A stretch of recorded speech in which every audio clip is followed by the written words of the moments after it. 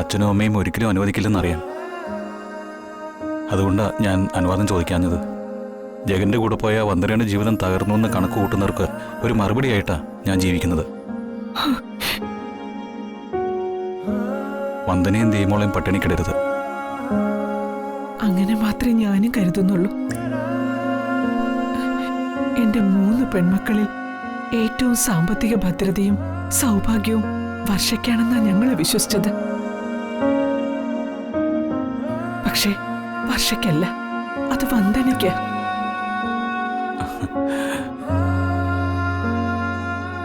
എല്ലുമുറിയെ പണിയെടുത്ത് ഭാര്യയെ പോറ്റുന്ന ഭർത്താവിന്റെ മനസ്സ്, അതിനേക്കാൾ വലിയ ഭദ്രത വേറൊന്നിനുമില്ല മോനെ.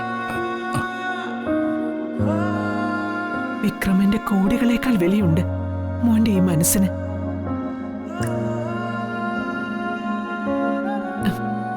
എന്റെ വന്ദന ശപിക്കപ്പെട്ടവളല്ല, ദൈവം പ്രസാദിച്ചവളാ. എനിക്കിത് മതി.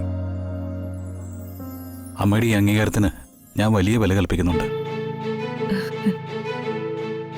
ഇത് എന്റെ ആത്മധൈര്യം കൂട്ടും.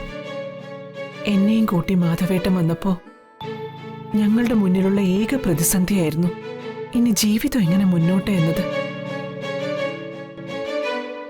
പക്ഷേ മാധവേട്ടൻ ഉറപ്പിച്ച് തീരുമാനിച്ചിരുന്നു, ഏതു മാന്യമായി ജോലി ചെയ്തും മുന്നോട്ടു പോകുന്നു. ഒടുവില ഒരു വർക്ക്ഷോപ്പിൽ മെക്കാനിക്കിന്റെ പണിക്ക് കയറിയത്. അവിടെ അദ്ദേഹം വിജയിച്ചു.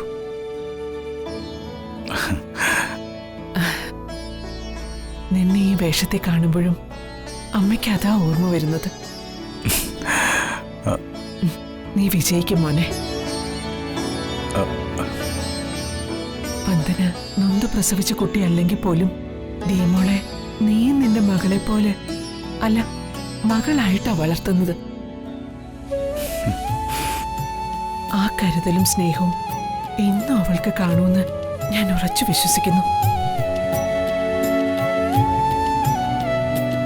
എന്റെ മകളുടെ കഴുത്തിൽ അവൾ പോലും അറിയാതെ താലി കെട്ടിയത് നീയാണെന്ന് അറിഞ്ഞപ്പോ ഞാൻ നിന്നെ ശപിച്ചിട്ടുണ്ട്.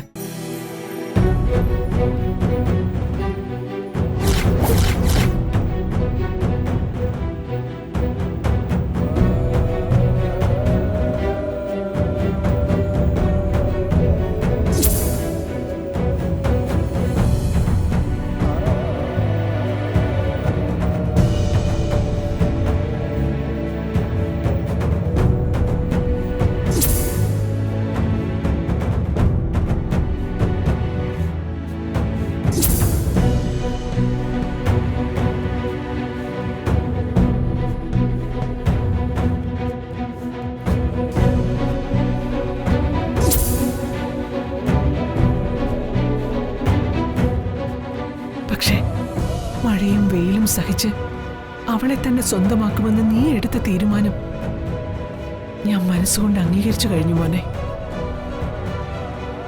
നിന്നെപ്പോലൊരു മരുമകനെ, അല്ല ഒരു മകനെ ഞങ്ങൾക്ക് വേറെ കിട്ടില്ല.